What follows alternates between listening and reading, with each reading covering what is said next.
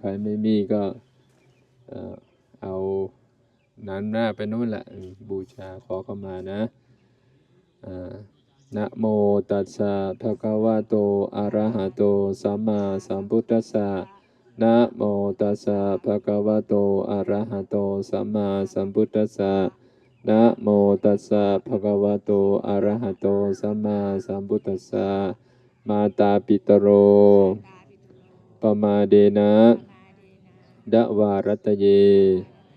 นักกตังสัพพังอปาราทังขามัตตเมพันเตมาตาปิตโรปมาเดนะดะวารัตเย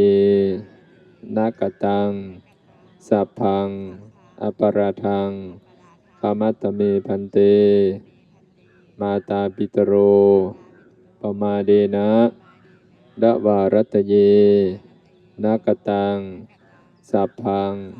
อปาราทังขามัตตเมพันเตกราบลงมาในกราบ